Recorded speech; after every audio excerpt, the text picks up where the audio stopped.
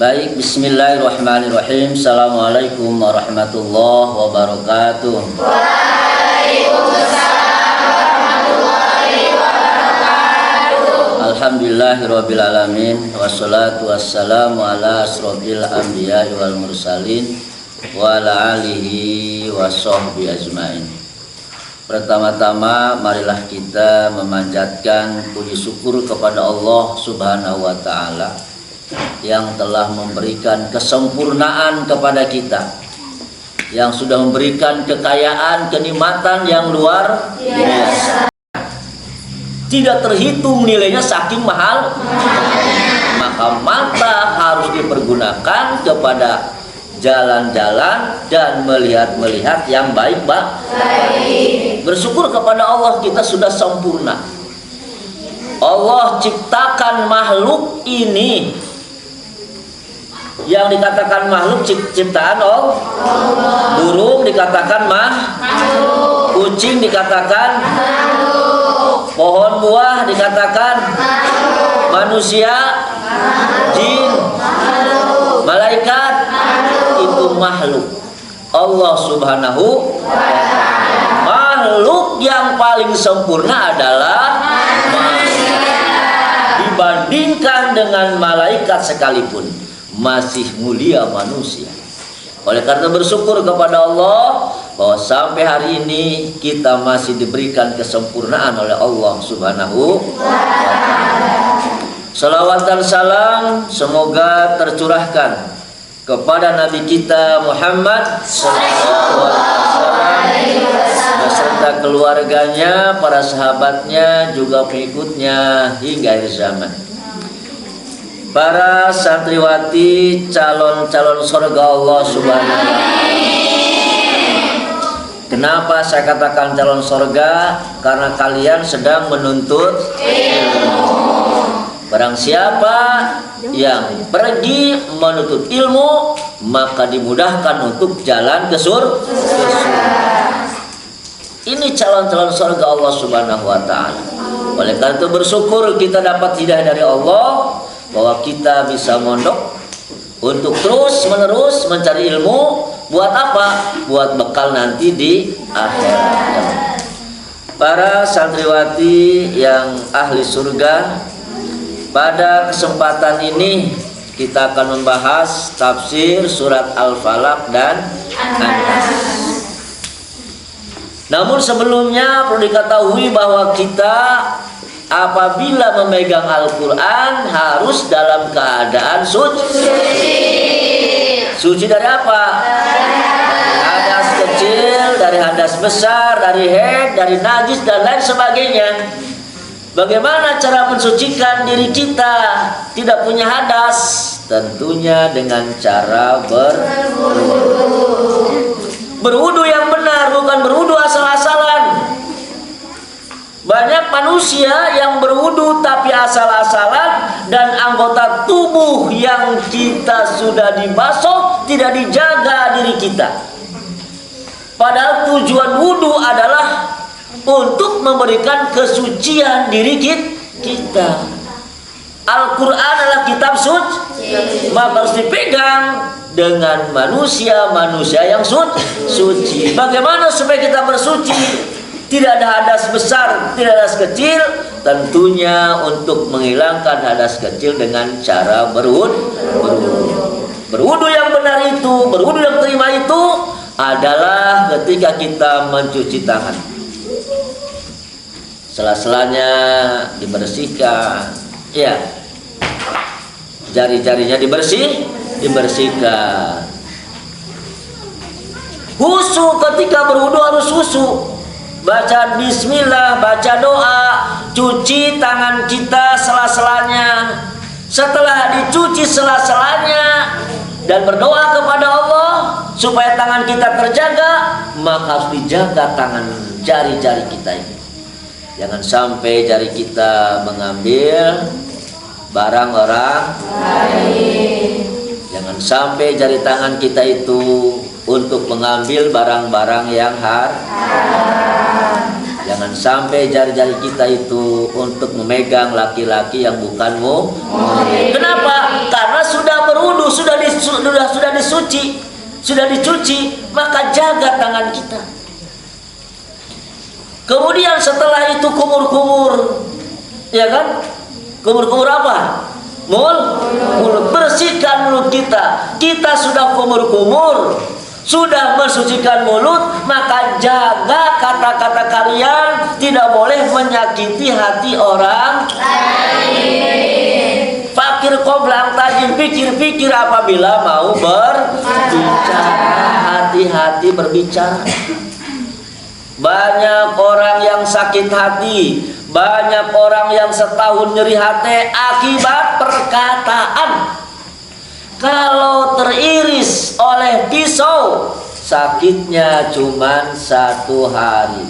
Sreset ke pisau, aduh sakit. Paling 1 hari 2 hari sembuh lagi. Tapi kalau sakit dengan kata-kata 1 tahun 2 tahun, kadang-kadang masih nyeri karena hati.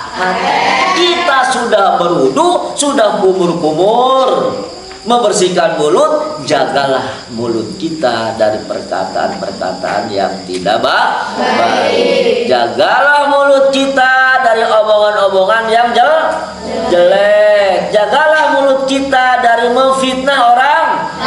Jagalah mulut kita dari perbuatan pembicaraan yang dusta, yang bohong. Kadang-kadang kita nggak bohong, tak kolot nelpon trik, mama ada bayaran teluga duit kiriman ke kolot. Sore mah duitnya pakai jajan, duitnya pakai mahugi laki. Padahal kita sudah wudu, sudah kumur-kumur mulut, sudah dibersihkan, sudah disucikan, tapi kenapa nggak dijaga? Maka apabila kita akan berkata yang jelek, ingat, waduh, mulut saya sudah disucikan, sudah aku berwudu.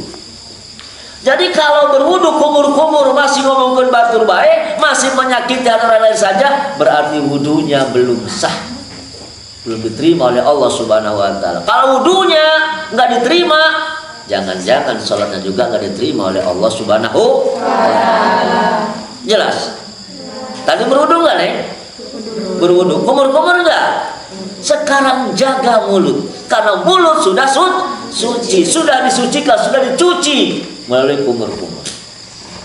Kemudian kumur-kumur sampai apa? Sambil menyedot air ke hidung, sambil membersihkan hidung. Maka jaga hidung, jangan cium lain ciuman apa, ya kan? Dijaga. Kadang-kadang harus dibersihkan hidung, tapi hidung hirup hidungnya, ya. Kemudian apa? Mencuci muka. Betul. Muka dibersihkan, berwudu, ya kan? Dibersihkan muka. Di muka ada apa? Ada mata. Jaga muka kalian dari pandangan-pandangan yang haram. Malah wudu ongkoh, dibersihkan ongkoh, disucikan ongkoh, muka kalian berwudu, tapi pandangan kalian liar pandangan. Kok eta lalaki, ya kan? Liar pandangan anak, ningali jumur bikang, bedulak jumur bikang cenah eta. Padahal sudah berwudu. Allah berfirman, apabila melihat wanita atau wanita melihat laki-laki apa? Tundukkanlah pandang. Kita sudah berwudu, jaga mata kita, jaga wajah kita. Iya mah kalau ongkoh geus disucikan. Kadang-kadang dicium ku batu. Loba ciuman ku laki. Banyak, padahal sudah berwudu. Jadi santri asifat tidak boleh pacaran. Pacaran adalah dosa. Tidak boleh disepelekan itu. Lah pacaran iya gerobak susuratan dianggap gak dosa. Lah cetan iya, cetan we anjing kabogoh dianggap gak dosa cetan juga. Dan semua cetan kita, perkataan kita itu akan dipinta pertanggungjawaban oleh Allah Subhanahu wa taala. Jangan dianggap sepele, gelis. Kadang-kadang perbuatan kecil lah, pacaran dia lah, cetan dia tak cetan we ada tadi pinta pertanggungjawaban enggak? Dipinta, ditanya, Samina, dipergunakan apa HP kamu? Ya, dipakai melihat ayat Al-Quran. Ya, bohong kamu chatan dengan laki-laki. Iya, kamu di HP melihat gambar-gambar. Dosa. Diminta pertanggungjawaban oleh Allah Subhanahu wa Ta'ala. Jangan dianggap sepele. Hal-hal yang kecil itu tidak boleh dianggap sepele. Karena tidak ada bilangan 1000 tanpa 1. Betul. Yang kecil itu jangan disepelekan, berharga. Mobil, kalau nggak ada pentilnya, yang kecil, pentil itu sebesar lidi kecil. Kalau nggak ada pentilnya, nggak mungkin berjalan. Betul. Jangan disepelekan. Hal yang kecil itu bahaya. Jadi kita sudah berwudu, maka jaga muka kita, jaga pandangan kita, karena kita sudah berwudu. Begitu berwudu yang baik. Berwudu ongkoh, dibersihkan ongkoh, disucikan ongkoh, dikotori saja. Kemudian mencuci apa setelah muka? Tangan. Pergunakan tangan dengan baik. Tangan saya sudah suci ini. Suci, udah saya baca doa, udah saya bersihkan. Maka dijaga tangan. Ya, jaga tangan. Di tangan kita ada apa? Ada Allah. Di sini ada berapa urat kamu ini? Ada 18, betul. Ada garisnya 18 ya. Di sini berapa garisnya? 81. Betul, sama. 18 dengan 81 berapa? 99 ini tadi yang kalian bacakan namanya Asmaul Husna. Di jari kamu, kalau kamu tulis di sini ada apa? Allah. Kalau kita tulis di sini ada Allah. Ada Allahnya. Ini sudah kamu sucikan, sudah dibasuh, dibersihkan, suci, sudah berwudu, maka jaga tangan kalian. Jangan tangan untuk memukul orang lain. Jaga tangan, jangan sampai untuk memukul adik kamu. Jaga tangan, jangan dipergunakan untuk mencuri uang orang lain. Jaga tangan, jangan sampai memegang barang-barang yang haram. Karena apa? Karena kita sudah berwudu. Betul. Kemudian setelah tangan kita mengusap kepala, jaga pikiran kalian, jaga kepala kalian. Jangan sampai pikiran kalian macam-macam melayang di angkasa, ngahayal yang jelek-jelek, ngahayal bedah. Musim hujan kia laut jeung si Robi ngeunaheun dia ngahayal bae. Bedah ngarutik hujan ieu. Hayang hayang bolu papasa. Ngadara basoma. Ngahayal teu perlubuh. Jadi pikiran kalian kadang-kadang banyak hayalan yang teu endah. Maka kita sudah suci, kepala sudah kita basuh. Maka hayalan kita tiada lain hanya untuk mendapat ridho Allah Subhanahu wa Ta'ala. Bagaimana besok selanjutnya? Apa yang aku kerjakan? Karena Nabi kita Muhammad Sallallahu Alaihi Wasallam ketika dia mau tidur, dia berwudu dulu. Setelah berwudu baca doa. Kemudian pikirannya ditulis, besok aku akan apa yang aku kerjakan.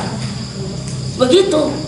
Ketika mau tidur, dia berwudu dulu. Setelah berwudu baca istighfar, memuji Allah. Kemudian pikirannya, besok aku akan lakukan menghafal Al-Quran 20 ayat. Besok akan menghafalkan hadis. Ada konsepnya, tujuannya. Besok apa yang kita kerjakan? Hidup itu punya tujuan. Di konsep. Pikirkan besok apa yang kita kerjakan. Lakukan itu. Pagi-pagi akan saya sekolah. Waktu istirahat saya akan membaca Al-Quran. Daripada aku main-main lebih baca Al-Quran. Jam sekian saya akan sedekah.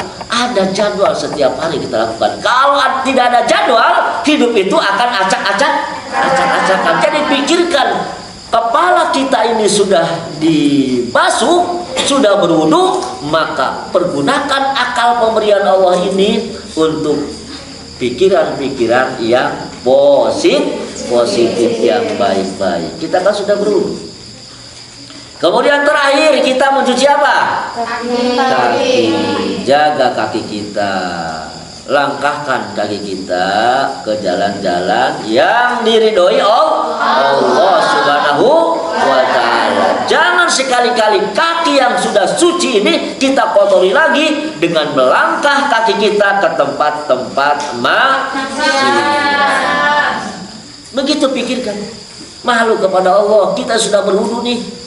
Masa aku berbuat mengotori badan lagi? Jaga. Ini banyak orang yang berwudu tapi semua anggota badan yang sudah suci kelakuannya selalu berbuat dosa. Jadi kalau kalian akan berbuat dosa, ingat, aku sudah suci tangan saya, tidak mau dikotori lagi. Maka Nabi Muhammad SAW belum pernah batal wudu lagi, mana? Ya kan? Belum pernah batal. Dan sekalipun dia masih punya wudu, melihat air yang cukup, walaupun masih punya wudu, dia berwudu lagi. Suci, bersih, dijaga oleh malaikat. Maka kita juga berdoa kepada Allah, ya Allah jaga kesucian saya sudah berwudu ini. Ya, semua itu kita lakukan, amal-amal itu harus diiringi dengan apa? Dengan ikhlas. Tanpa diiringi amal perbuatan kita ini, tanpa diiringi keikhlasan, sia-sia. Ikhlas semua, semata-mata karena Allah, semata-mata ingin mendapat ridho Allah Subhanahu wa ta'ala. Kalau tidak ikhlas amal-amal yang kita lakukan, maka sia-sia. Ada seorang wanita yang ahli ibadah, mengikuti sunnah-sunnah Rasulullah, dan akhlaknya, perbuatannya mengikuti Nabi Muhammad SAW. Dia taat kepada aturan Muhammad. Ati Allah wa ati Rasul, ditaatilah perintah Allah dan ditaatilah perintah Rasul. Dan dia juga wanita ahli ibadah ini, tapi masuk neraka. Wanita ahli ibadah masuk neraka. Sampai bayangkan, di kamarnya dia menyediakan air untuk wudu. Ketika batal dia berwudu lagi. Ketika batal dia berwudu lagi. Di kamar sediakan. Karena aku akan ikut Nabi Muhammad SAW yang belum pernah batal. Bayangkan. Pada suatu hari musim kemarau seperti kemarin ini, ada tetangganya minta cai di wudu. Kumaha tapi kamal ibadah. Mere tapi teikhlas. Bucai saeutik dak aing dibikin teh wudu, dibikin kumaha lah, dibikin apa cantan aing kurang jeung wudu. Hatena murutu teu ikhlas mere eta air untuk wudu, tetangganya yang kekurangan air untuk wudu, tapi hatena teu ikhlas, hatena ngurutu. Kamu juga kadang-kadang begitu, mere tapi ngurutu. Saya juga pernah begitu. Anu ngijau mobil, aing menak aing tadi zaman bingung, dia zaman boro-boro di bensin di kumaha henteu. Loh, murutu lah eta. Murutu.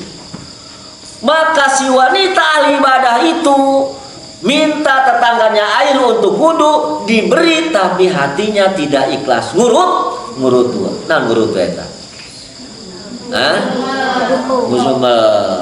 Dia gara-gara itu tidak ikhlas, dia masuk neraka.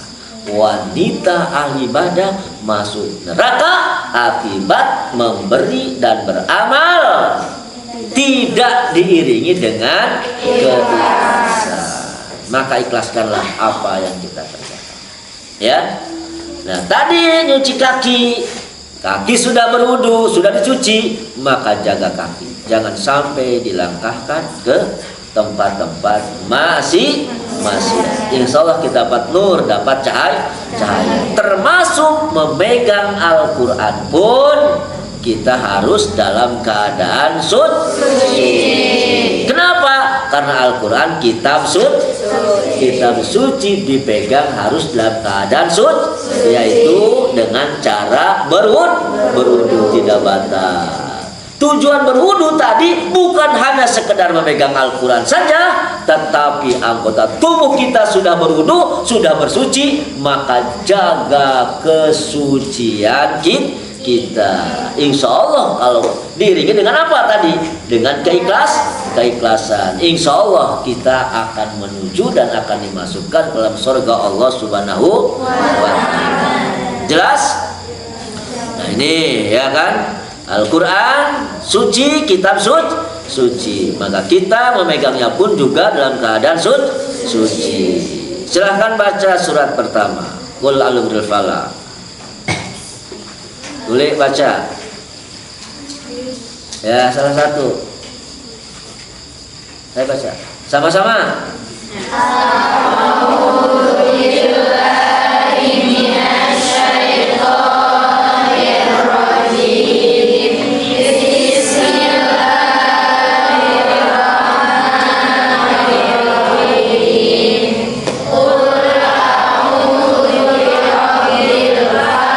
Artinya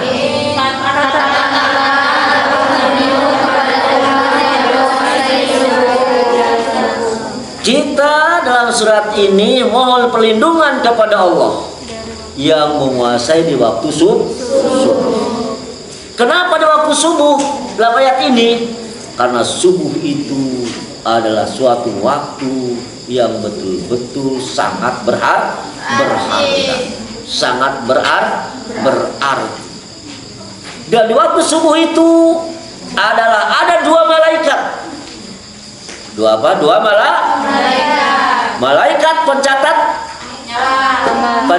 amal di waktu siang datang, dan malaikat pencatat amal di waktu malam akan berangkat setelah melaksanakan tugas malam. Ketemu dua malaikat, maka di situ kita berdoa kepada Allah Subhanahu wa Ta'ala. Ya, maka harus minta perlindungan kepada siapa? Kepada Allah Subhanahu wa Ta'ala. Dari apa? Dari kejahatan makhluknya. Min syarri ma khalaq. Terus min syarri ma khalaq.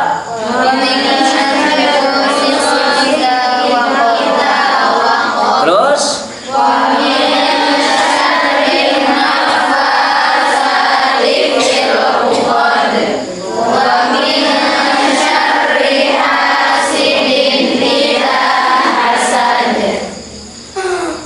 ini memberikan peringatan kepada kita bahwa kita harus mohon perlindungan kepada Allah. Tidak boleh mohon perlindungan kepada yang lain. Harus selalu kepada Allah. Tidak boleh minta perlindungan kepada pohon-pohon. Tidak boleh minta perlindungan kepada Nyai Lorokin. Tidak boleh mohon perlindungan kepada jin, setan, pohon. Tidak boleh. Mohon perlindungan hanya kepada Allah. Minta hanya kepada Allah. Berdoa hanya kepada Allah. Dalam ayat ini kita minta perlindungan kepada Allah. Kapan minta perlindungannya? Yang paling bagus di waktu subuh. Mohon perlindungan kepada Allah. Perlindungan dari apa? Dari kejahatan makhluknya.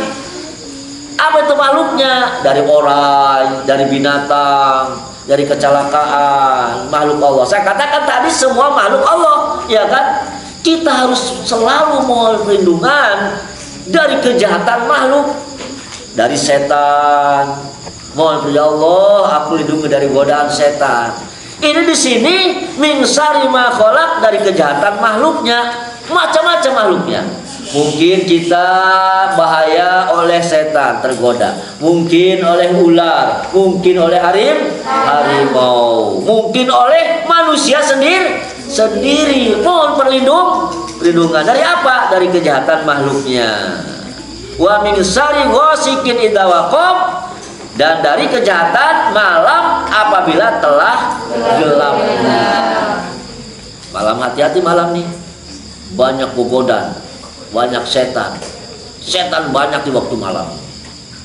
Banyak setan waktu malam ini, ya. Dan setan-setan yang berbentuk manusia pun juga hayang cicingnya di mana? Di tempat yang gelap. Malam ini gelap. Kita perhatikan nonton, Nek bobogohan. Han nu cah nu koek bobogohan. Han nu koek bae. Bener teu? Nu bobogohan, han nu koek bae. Bener teu? Eta nu maling, han nu terang nu koek. Banyak. Maka di sini mohon perlindungan kepada Allah dari kejahatan malam apabila telah gelap gulita. Kepada Allah gelis minta perlindungan, jangan kepada yang lain. Setiap masalah, setiap problem dan apapun, perlindungan apapun, ini tiada lain harus kepada Allah Subhanahu wa Ta'ala. Terus ayat selanjutnya, dan dari kejahatan wanita-wanita tukang sihir yang menghembus-hembuskan pada buhul-buhul. Kenapa wanita tukang sihir? Karena wanita inilah boleh dikatakan banyak wanita yang menjadi setan. Betul. Gara-gara bikang hancur rumah tangga. Gara-gara bikang banyak perbuatan masih. Perempuannya bagaimana? Perempuan inilah yang selalu terbuka, selalu menggoda. Bikang pakai bedak, hayang kalem, kula lagi. Benar? Kadang-kadang biritna dibuka tanpa memakai baju syar'i, ingin terlihat oleh orang lain. Benar? Kadang-kadang bajunya tetap ingin terlihat, menggoda. Ya, maka Islam itu diperintahkan wanita mukmin harus memakai pakaian yang longgar. Jangan mengikuti perbuatan-perbuatan wanita-wanita yang selalu menggoda seseorang. Ya.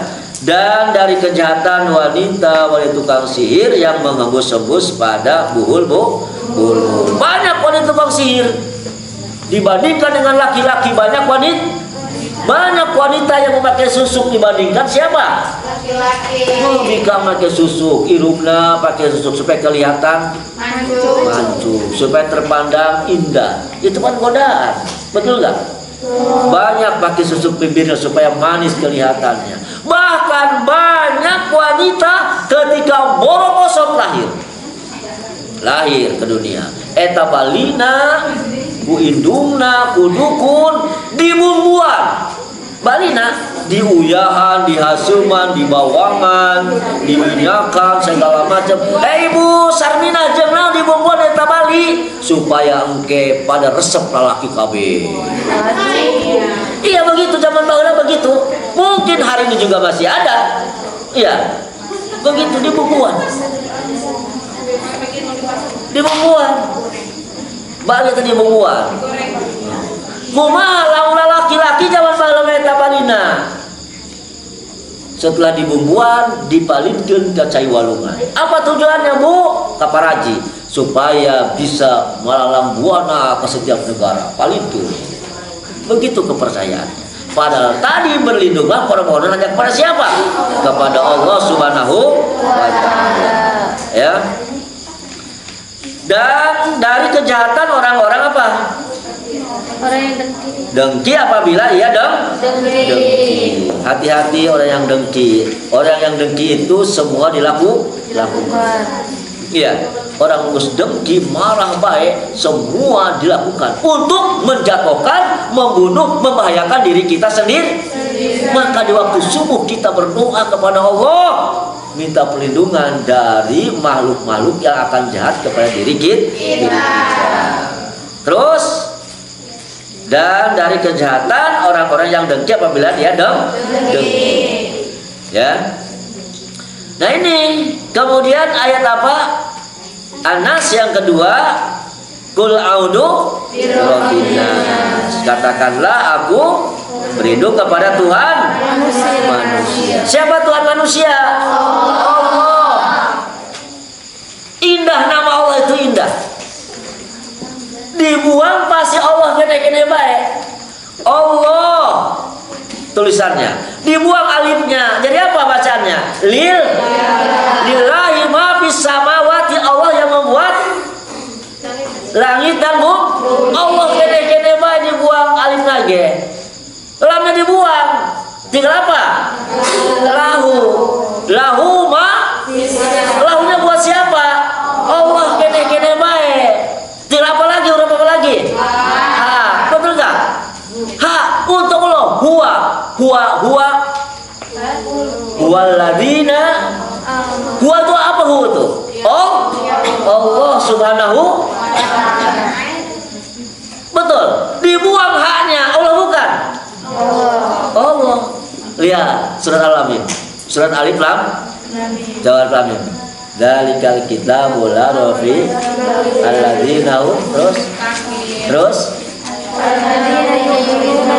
alladzina bil ghaib. Maksud ghaib itu siapa? Allah. Udah hilang, udah kelihatan. Bil ghaib itu ayat itu maksudnya siapa? Oh. Jadi walaupun semua dibuang, tetap nama Allah saja. Betul enggak? Maka kita harus minta perlindungan kepada Allah. Qul a'udzu birabbin nas. Katakanlah aku lindung kepada Tuhan manusia. Siapa Tuhan manusia? Allah. Terus Malikin nas, Raja manusia. Ilahin sembahan. Terus artinya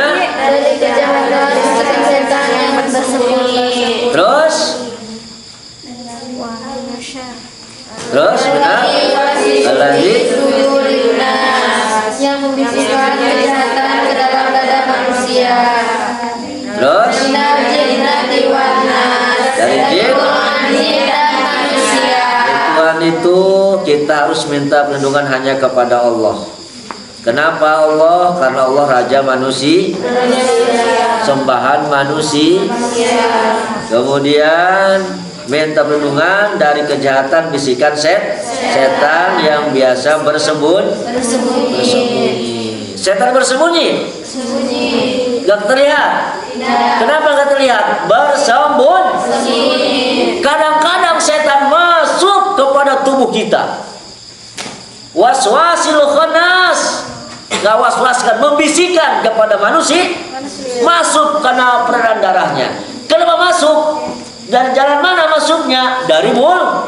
Dari mulut. Makanya Rasulullah Shallallahu Alaihi Wasallam kalau hamuai tutuplah mulut. Lamun hamuai tenutup mulut, setan arasu pajero bus termasuk anak setan asu pajero. Maka apabila hamuai tutup mulutnya, kalau tidak ditutup setan akan masuk kepada peredaran darah, ngawas-waskeun kana hati manusia. Maka di sini minta perlindungan kepada Allah dari kejahatan setan yang selalu membisikkan manusia, yang selalu bersembunyi bisikan. Ulah belajar meningkat HS media. Kenapa itu? Bisikan setan. Ya, siapa itu setan? Setan itu terbagi ke dalam dua bagian, minal jinnati wan, dari golongan jin dan dari golongan manusia. Jelas? Ayat ini turun, asbabun nuzulnya ayat ini turun. Setiap ayat Al-Quran ada sebabnya turunnya. Dalam satu hikayat yang diriwayatkan oleh Nabi kita Muhammad SAW, bahwa dalam satu riwayat ditemukan bahwa Rasulullah SAW pernah sakit panas dingin. Ini asbabun nuzul, sebab musababnya diturunkan surat Al-Falaq dan An-Nas. Sebabnya apa? Sebabnya pada waktu itu Nabi kita Muhammad SAW dalam keadaan sakit panas menggigil. Panasnya, sakitnya mendadak. Ya, mendadak sakitnya. Agak parah sakitnya ini, mendadak, panas menggigil. Sehingga datanglah kepadanya dua malaikat. Datang kepada siapa? Muhammad. Yang satu duduk di sebelah kepalanya, dan malaikat yang satu lagi yaitu duduk di sebelah kakinya. Di mana? Di kakinya.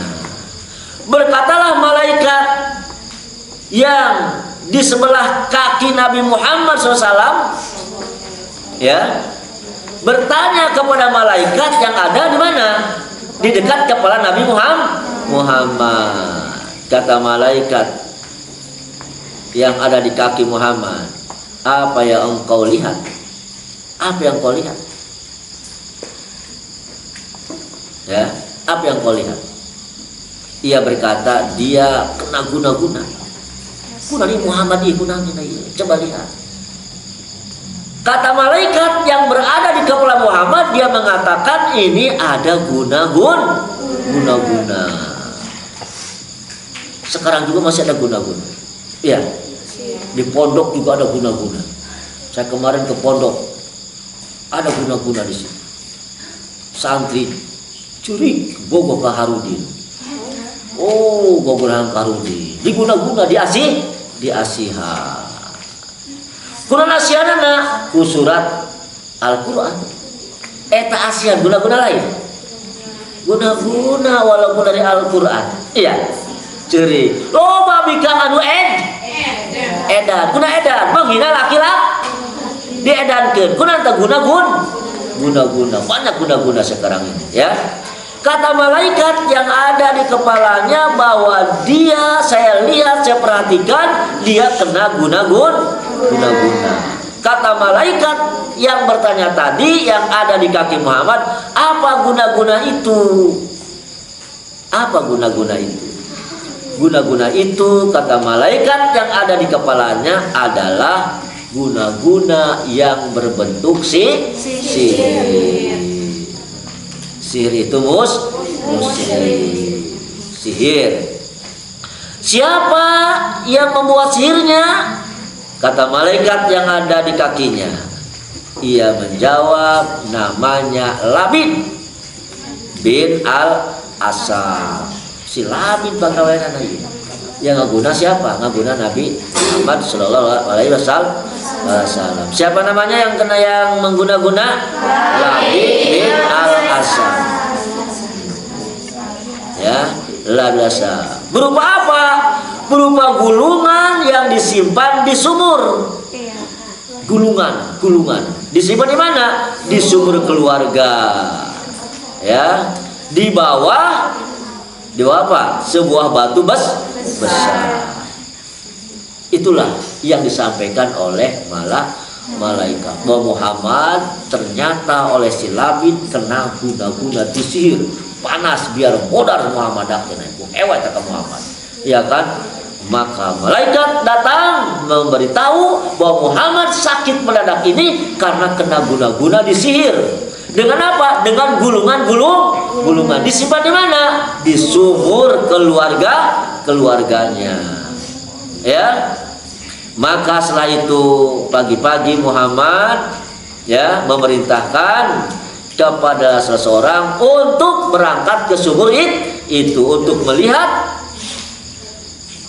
siapa yang diutus Muhammad pagi-paginya, yaitu yang diutus oleh Muhammad yang bernama Ammar bin Yasir dengan kawan-kawannya. Hai Ammar, semalam malaikat memberitahu kepadaku bahwa aku sakit ini kena guna-guna oleh si Labid. Katanya guna-guna berupa gulungan-gulungan, buhul-buhul disimpan di sumur keluarga tuh sebelah kanan. Coba kamu cek ke sana. Hei Ammar bin Yasir. Kata siapa? Kata Muhammad. Ammar bin Yasir berangkat dengan kawan-kawan.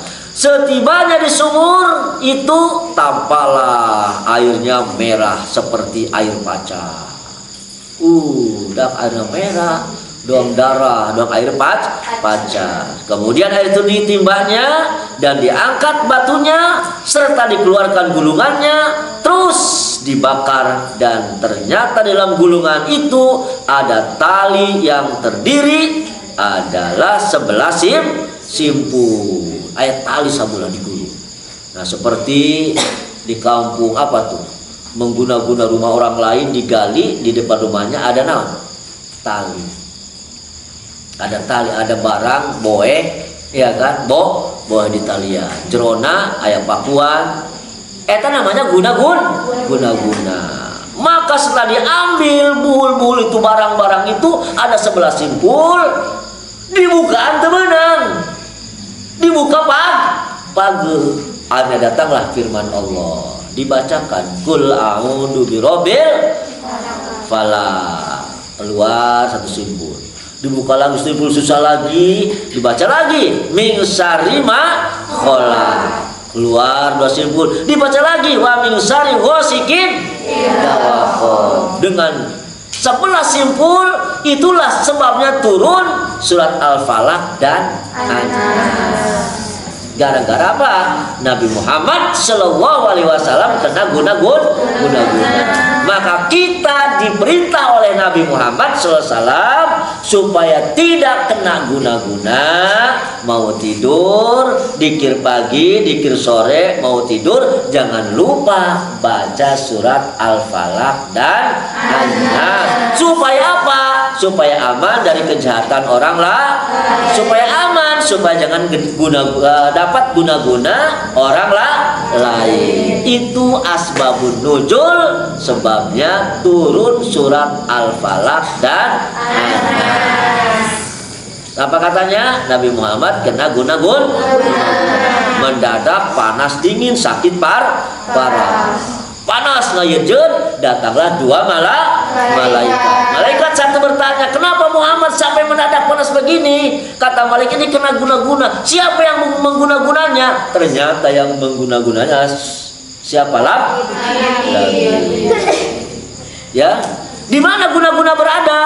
Ternyata di sumur keluarganya. Ada apa di dalamnya? Disihirnya oleh bundelan-bundelan, bul-bul, ada 11 ikatan dibungkus kain putih itu, masuk ke sumur supaya Muhammad nanti ngambil sumur di situ biar mati semua. Ketahuan. Akhirnya Muhammad pagi-pagi mengutus siapa? Mengutus Ammar bin Yasir untuk memeriksa pemberitahuan dari malaikat. Setelah diperiksa, ternyata di sumurnya juga merah kayak pacar.